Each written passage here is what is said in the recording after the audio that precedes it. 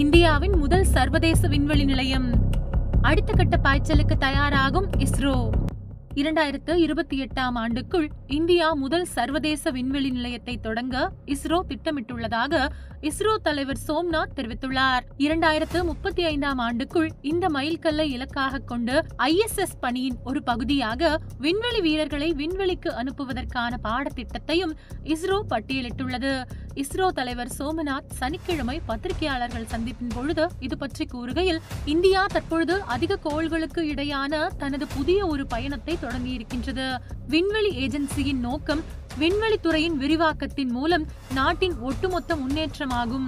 பிரதமர் நரேந்திர மோடி நாட்டின் விண்வெளித்துறையை பற்றி நீண்ட கால தொலைநோக்கு பார்வை கொண்டவர் என்றும் அதை செயல்படுத்த இந்திய விண்வெளி ஆராய்ச்சி நிறுவனமான இஸ்ரோ தயாராக இருப்பதாகவும் அவர் சனிக்கிழமை இரவு சர்வதேச விமான நிலையத்தில் செய்தியாளர்களிடம் கூறினார்.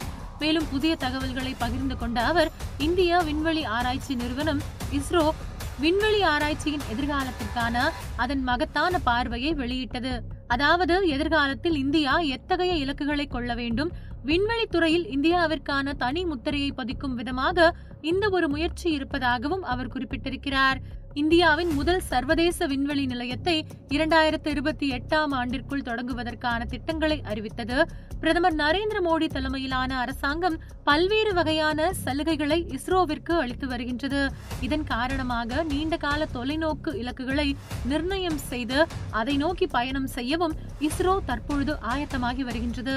கடந்த வாரம் கூட இளம் விஞ்ஞானிகள் மத்தியில் உரையாற்றிய சோமநாத் சர்வதேச விண்வெளி நிலையத்தின் ஆரம்ப லட்சியங்களை வெளிப்படுத்தினார். அடுத்த 5 ஆண்டுகளுக்குள் சர்வதேச விண்வெளி நிலையத்தின் எங்கள் தொடக்க இலக்கின் ஒரு பகுதி என்று அவர் அறிவித்தார். அது மட்டும் கிடையாது, இந்த இலக்கின் ஒரு பகுதியாக 8 டன் எடையுள்ள ரோபோ இந்த ஒரு முயற்சியில் ஈடுபடுத்தப்பட இருப்பதாகவும், அமிர்த காலத்தில் ஒரு பகுதியாக இந்தியா தனது சொந்த பாரத் விண்வெளி நிலையத்தை நிறுவ தயாராக இருப்பதாகவும் அவர் குறிப்பிட்டிருக்கிறார்.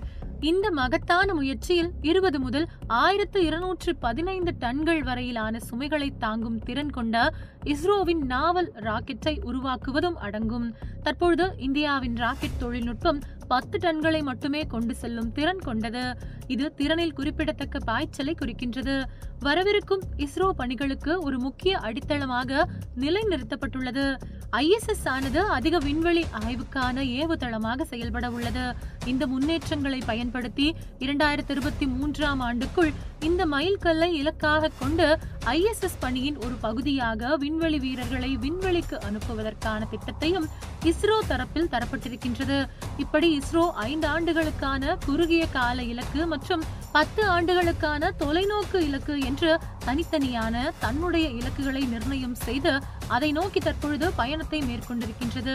இஸ்ரோவின் அனைத்து முயற்சிகளின் பின்னணியில் பிரதமர் நரேந்திர மோடி தலைமையிலான அரசாங்கம் பக்கபலமாக இருந்து இஸ்ரோவிற்கு தன்னுடைய மிகப்பெரிய சப்போர்ட்டை கொடுத்து கொண்டிருக்கின்றது. அது மட்டுமில்லாது, உலக நாடுகளின் மத்தியில் இந்தியா தனக்கென தனி முத்திரை பதிக்கும் ஒரு சூழ்நிலையும் தற்பொழுது உருவாக்கி வருகின்றது.